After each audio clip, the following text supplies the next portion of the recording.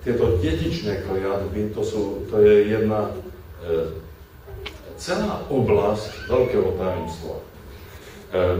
Viete dobre, že Božie slovo v zákone hovorí, že Boh sa bude hnevať za hriechy otcov až do 3. až 4. pokolenia. A zo zákona nemôže padnúť ani jedna jota. My ľudia sme nevedeli zadržať zákon, preto prišiel Pán Ježiš Kristus. Pán Ježiš nás vyslobodil spod zákona a my máme život Kristovi. Ale vlastne to, čo povedal Boh cez zákon, to funguje. Viete, a tu by som chcel ešte aj takú vec upozorniť, že aby sme brali vážne Božie slovo a skutočne, aby náš život bol zakrytý Kristom, životom Ježiša Krista. Lebo v tom, čo nie sme zakrytí Ježišom Kristom, tak vlastne tá kliatba zákona nás tam dostihuje. To znamená, že Pán Ježiš, on ctí svojich rodičov a zákon hovorí, že cti svojho otca i svoju matku, aby si dlho žil. A viete, čo som si všimol? Že tie deti, ktoré si nectili rodičov a ktorí mali zlý vzťah alebo zlý pohľad na rodičov, tak vlastne tieto deti skoro odchádzajú, skoro zomierajú. Vedel by som vám x príkladov uviesť.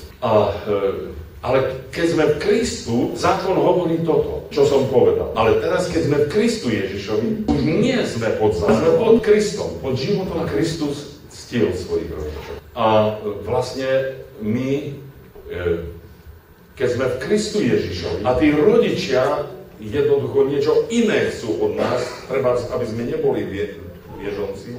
A tým pádom my ich nectíme. My vieme, že Pán Ježiš Kristus hovorí, že kto viacej miluje otca, matku ako mňa, teda ty musíš byť krytý životom Kristovým, aby vlastne to požehnanie išlo v tvojom živote ďalej. Ale tam, kde je dedičný hriech, tam človek hreší aj proti zákonu, aj proti Ježišovi Kristovi.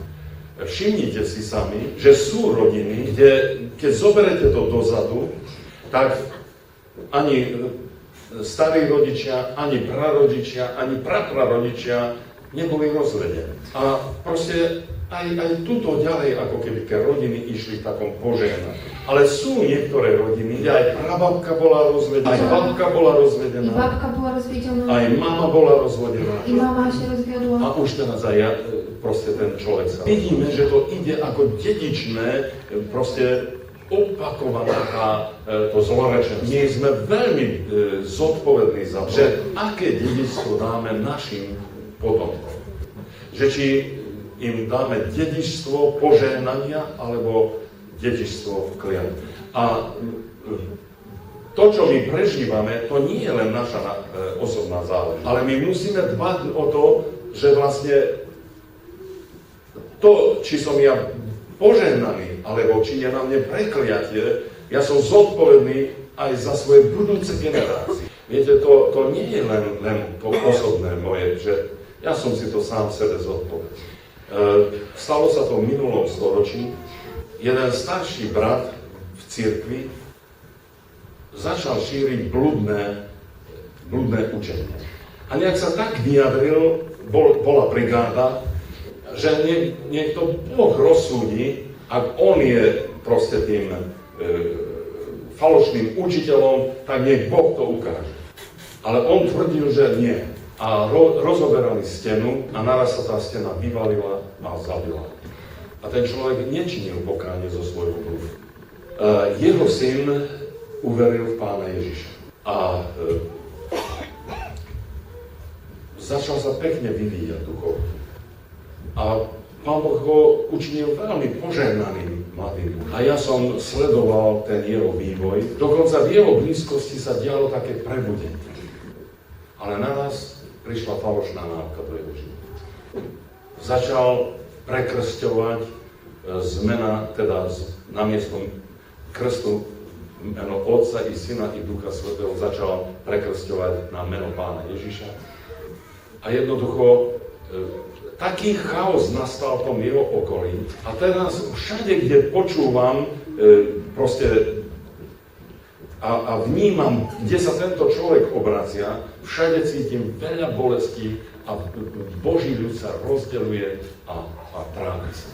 Ja neviem, ako to funguje. Vysvetlite mi vy. Jeho otec nečinil pokánie, že sa otvoril falšivej náuke. Jeho syn sa otvoril pre Pána Ježiša. A všetci sme tak verili, že to je čisté, úprimné. A teraz jeho syn takisto blúdi. Ako blúdil otec, tak blúdi aj syn. Ja nevyrábam náuky, ja sa len pýtam. Nie je to dedičná kliatba? Lebo presne v takých istých topánkach, ako chodil otec, chodí teraz jeho syn. Neviem, či to mám ďalej vysvetľovať, ale musíme zobrať vážne dedičné kliatby. Viete, my sa musíme vedome oddeliť od toho zlorečenstva, ktoré bolo našimi predkami. My nevieme proste, čo bolo s našimi predkami. Ale my môžeme vedome povedať, Pane Ježišu Kriste, všetko to zlorečenie a prekliatstvo, ktoré bolo na našich predkov, oddelujeme od tohoto prekliatstva. A ďakujem Ti, že nič z toho už na mne nie je. A ja sa chcem dívať na Teba a len na Teba. A ďakujem, že snímaš. A oddelujem sa od toho. A potom sa to stane. Mnohokrát vidíme aj veriacich ľudí, ktorí sa obrátili. Rodičia boli rozvedení, prarodičia boli rozvedení. Títo mladí už sa obrátili a od Pána si vyprosili jeden druhého a už aj mladí sú na to. To sú veľmi vážne otázky. Ja len jednu radu viem v tejto veci dať. Vy viete, keď tam Daniel alebo keď tam Nehemiáš sa modlí a činí pokánie pred Božou chválou, on nielen svoje hriechy vyznáva, ale aj hriechy svojich otcov. A hovorí, Pane, hrešili sme, my aj našich otcov, odpusť nám tieto hriechy. Vidíte, niekde v tom obrátení, ako keby tam nebolo domyslené v tom našom, keď sa vydávame Pánu Ježišovi, ako keby sme len tak za seba išli a nemysleli aj práve na tieto dedičné veci. A potom naraz sa hlási presne ten istý problém, čo v živote našich neobrátených rodí. Ja to jednoducho riešim takto, že túto dedičnú kliatbu roztrhávam, to je jedno, či pred obrátením, alebo po obrátení. A vyhlasujem tomu človeku slobodu. A ten človek má hlboké vedomie, že to dedičné, tá kliatba dedičná je od neho oddelená. To je ten základ, aby sme mali vieru a istotu, vedomú vieru, vedomie, že som oslobodený a očistený od tohto dedičného. A to stačí. Ja viem, že som očistený od toho